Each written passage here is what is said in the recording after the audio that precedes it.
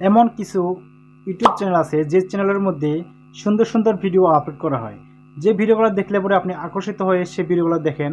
এমনকি সেই ভিডিওর মধ্যে এমন কিছু কিছু পোস্ট করা হয় যে পোস্টগুলো আপনি না দেখলেই হয়তো আপনার ভালো লাগবে না, কিন্তু যখন সেই ভিডিওটা বা সেই চ্যানেলের মালিক যখন সেই ইউটিউব চ্যানেলকে মোড অন করার জন্য রিভিউতে পাঠায়, সেই সময় দেখা যাচ্ছে সেই চ্যানেলটাকে কী করছে, রিজেক্টেড করে দিচ্ছে, অথবা আপনার বিভিন্ন কারণে সেটাকে মনিটাইজটা বাতিল করে দিচ্ছে। আসলে আমি আজকে আপনাদের সামনে যে বিষয়টা রিভিল করতে যাচ্ছি সেটা হচ্ছে একটা ইউটিউব চ্যানেলের মধ্যে রিউজ কন্টেন্ট। হ্যাঁ ভিউয়ার্স, আপনি যদি সেই রিউজ কন্টেন্ট নিয়ে যদি আপনার ইউটিউব চ্যানেলের মধ্যে ভিডিও আপলোড করেন, যত ভিডিও ভাইরাল হোক না কেন, সেই ভিডিওটা যত সুন্দর হোক না কেন, আপনার সেই চ্যানেলটি কখনোই মনিটাইজ অন হবে না। কারণ হচ্ছে ইউটিউবের যে অ্যালগরিদম আছে, যখন আপনার সেই ইউটিউব চ্যানেলটাকে স্ক্যান করবে সেই সময় কিন্তু আপনার সেই চ্যানেলটার মধ্যে রিউজকৃত যে কাজগুলো করেছেন সেটা কিন্তু তাদের সামনে ধরা পড়ে যাবে, যার জন্য আপনি বারবার অ্যাপ্লিকেশন করার পরে কিন্তু মনিটাইজটা বাতিল হয়ে যাচ্ছে। তো আজকে আমি আপনাদেরকে সেই কয়েকটি রিউজ সম্পর্কেই কথা বলবো, যেটা অত্যন্ত গুরুত্বপূর্ণ। আমি ইতিপূর্বে কিন্তু এই রিউজ কন্টেন্টের ব্যাপারে আপনাদেরকে আরও একটা ভিডিও আপলোড করেছিলাম, যে ভিডিওর মধ্যে আপনারা মোটামুটি ভালো একটা রেসপন্স করেছিলেন, কিন্তু পুনরায় আবার আজকে আমি এই রিউজ নিয়েই কথা বলে, রিউজ কন্টেন্ট থাকার কারণে কিন্তু অনেক চ্যানেল কী হয়ে যাচ্ছে, আপনার নষ্ট হয়ে যাচ্ছে বা আজীবনের জন্য হারিয়ে যাচ্ছে। তো আসলে প্রকৃতপক্ষে এই রিউজ কন্টেন্টগুলো কী সেটা তো আমাদেরকে জানতে হবে, তাই না? মনে করেন আপনি একটা ইউটিউব চ্যানেলে 1000 সাবস্ক্রাইবার পেয়ে গেছেন, 4000 ঘন্টা ওয়াচ টাইমে পেয়ে গেছেন। এখন আপনি কী করেছেন, অ্যাপ্লিকেশন করবেন বা করেছেন। দেখুন আপনি হয়তো বা এগুলা যাচাই বাছাই না করে হয়তো বা অ্যাপ্লিকেশন করেছেন, কিন্তু যারা চালাক, যারা বুঝে ইউটিউব সম্পর্কে, ইউটিউবের গাইডলাইন সম্পর্কে যারা বুঝে, তারা কিন্তু কী করে, বিগত ভিডিওগুলা তারা কি করে দেখে, জাস্টিফাইজ করে, টাইটেলগুলা জাস্টিফাইজ করে, তারপর হচ্ছে আপনার ডিসক্রিপশনগুলো আপনার কী করে, যাচাই করে। অর্থাৎ এভরিথিং কিন্তু কী করতে হয়, যাচাই করতে হয় বা ভেরিফিকেশন করতে হয় যে আসলে প্রকৃতপক্ষে কোনো ভুলভাল তথ্য আছে কিনা, ডিসক্রিপশনের মধ্যে কোনো সমস্যা হয়েছে কিনা, টাইটেলের মধ্যে সমস্যা হয়েছে কিনা, অথবা ভিডিওর মধ্যে কোনো সমস্যা হয়েছে কিনা। এখন আপনারা বলবেন যে আসলে রিউজ কন্টেন্টটা কি?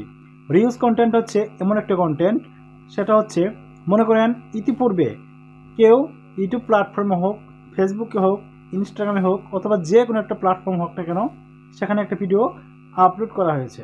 সেই ভিডিওটা আপনি যদি কপি করে এনে অথবা যে কোনো ওয়েতে আপনি যদি আপনার সেই চ্যানেলের মধ্যে আপলোড করেন, তাহলে কিন্তু সেখানে এটা কি হয়ে যাবে, রিউজ কন্টেন্ট হয়ে যাবে। এখন আবার বলবেন আমি তো কখনোই কোনো দিন সেই রিউজ কন্টেন্টের কাজটা আমি করিনি বা কপি করে আমার এখানে পেস্ট করিনি, তাহলে কেন আমার এখানে রিউজ কন্টেন্ট দেখা দিচ্ছে? এটা আপনার এরকম হতে পারে, মনে করেন আপনি একটা ভিডিও, মনে করেন আপনি ফেসবুকের ফলোয়ার্স কীভাবে বৃদ্ধি করতে হয় এই ব্যাপারে মনে করেন আপনি আরও 10টা ভিডিও মেক করেছেন আপনার সেই চ্যানেলের মধ্যে, তাহলে কিন্তু এটার মধ্যে কিন্তু আপনি কী হয়ে যাবে, রিউজ কন্টেন্ট আসতে পারে। কারণ হচ্ছে আপনি একই ভিডিও বারবার বা একই গল্প বারবার আপনি করতেছেন সেই ইউটিউবের সামনে, যার জন্য এটা আপনার রিউজ কন্টেন্ট ধরতে পারে। আবার দেখা যাচ্ছে অনেক সময় টাইটেল, এই টাইটেলের ক্ষেত্রে কিন্তু এই সমস্যাটা দেখা দিতে পারে। মনে করেন আপনি যদি সবসময় বারবার একই টাইটেল আপনি ইউজ করেন বা একই হ্যাশট্যাগ ইউজ করেন বা একই ডিসক্রিপশন ইউজ করেন, তাহলে কিন্তু আপনাকে কী করতে হবে, সেই রিউজ কন্টেন্টের আওতাভুক্ত করতে হতে পারে। তাই বলছি এই দিক থেকে আপনাকে সচেতন থাকতে হবে। আরও একটা জিনিস আপনাদেরকে আমি বলে দিতে চাচ্ছি, সেটা হচ্ছে মনে করেন আপনি একটা ভিডিও শ্যুট করতেছেন, হতে পারে সেটা একটা ব্লগ ভিডিও অথবা ব্লগ ভিডিওর একটা চ্যানেল আপনার থাকতে পারে। যখন আপনি কোনো একটা মাঠে গিয়ে অথবা কোনো একটা মাঠ পর্যায়ে গিয়ে একটা ব্লগিং ভিডিও তৈরি করতেছেন, কিন্তু আপনার অজান্তেই পাশে কোনো একটা মাইক বাজতেছে অথবা কোনো একটা বক্স বাজতেছে অথবা যে কোনো একটা গান এখন সেখানে বাজতেছে, সেই গান যদি আপনার ব্লগিং ভিডিও যে করতেছেন সেখানে যদি সেটা রেকর্ড হয়ে যায়, এমনকি সেই রেকর্ডকৃত ভিডিওটা যদি আপনি আপনার সেই ইউটিউব চ্যানেলের মধ্যে পাবলিশ করেন, তাহলে সেখানেও কিন্তু একটা রিউজ কন্টেন্ট আসতে পারে। হয়তো বা আবার আপনাকে আরও একটা জিনিস আপনাদেরকে আমি বলে দিতে চাচ্ছি, সেটা হচ্ছে মনে করেন আপনি একটা ভিডিও শ্যুট করতেছেন, হতে পারে সেটা একটা ব্লগ ভিডিও অথবা ব্লগ ভিডিওর একটা চ্যানেল আপনার থাকতে পারে। যখন আপনি কোনো একটা মাঠে গিয়ে অথবা কোনো একটা মাঠ পর্যায়ে গিয়ে একটা ব্লগিং ভিডিও তৈরি করতেছেন, কিন্তু আপনার অজান্তেই পাশে কোনো একটা মাইক বাজতেছে অথবা কোনো একটা বক্স বাজতেছে, যে কোনো একটা গান এখন সেখানে বাজতেছে, সেই গান যদি আপনার ব্লগিং ভিডিও যে করতেছেন সেখানে যদি সেটা রেকর্ড হয়ে যায়, এমনকি সেই রেকর্ডকৃত ভিডিওটা যদি আপনি আপনার সেই ইউটিউব চ্যানেলের মধ্যে পাবলিশ করেন, তাহলে সেখানেও কিন্তু একটা রিইউজ কন্টেন্ট হতে পারে। সেটা আপনার ভিডিওর মধ্যে আসেনি, কিন্তু সেটা কি আসতেছে, মিউজিকের মধ্যে আসতেছে।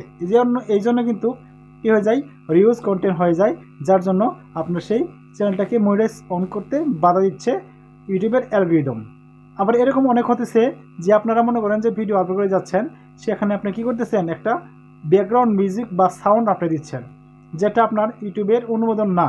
আপনি দিচ্ছেন, দেওয়ার পরে আপনার ভিডিও ঠিক আছে, সব কিছু ঠিকঠাক আছে, কিন্তু আপনার মিউজিকের মধ্যে যে আপনি ধরা খেয়ে যাচ্ছেন। অবশ্যই এইগুলো কাজ আপনাকে কী করতে হবে, আপনাকে ত্যাগ করতে হবে, আপনাকে সচেতন থাকতে হবে, যাতে করে আপনার চ্যানেলের মধ্যে কোনোভাবেই কোনো ক্রমে যেন এই রিউজ কন্টেন্ট, অর্থাৎ সেটা হচ্ছে আপনার মিউজিক হতে পারে সেটা অন্য একটা ভিডিও, হতে পারে সেটা অন্য একটা ফটো, তারপরে কিন্তু আপনাকে কী করতে হবে, এই দিক থেকে সচেতন থেকে কিন্তু আপনার সেই চ্যানেলটাকে প্রথম আপনি কী করবেন, আগে নিজে রিভিউ করবেন।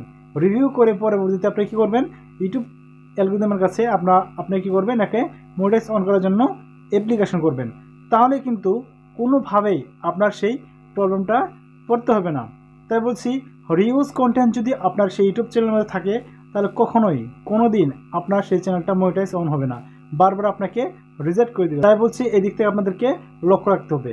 তো ভিউয়ার্স, এই ছিল আজকে ছোট্ট ভিডিও দেখে যদি আপনাদের এক বিন্দু পরিমাণ উপকার এসে থাকে, তাহলে অবশ্যই আপনারা কী করবেন, আমার এই চ্যানেল সাবস্ক্রাইব করবেন এবং পাশে থাকা বেল আইকনটি বাজিয়ে দিবেন, যাতে করে আমি ভিডিও আপলোড করার সাথে সাথে ভিডিওটা আপনারা পেয়ে যান। আর সবাই ভালো থাকবেন, সুস্থ থাকবেন, এর প্রত্যাশায় আমি শামসুল বিদায় নিচ্ছি। সকলকে আমার সালাম, আসসালামু আলাইকুম।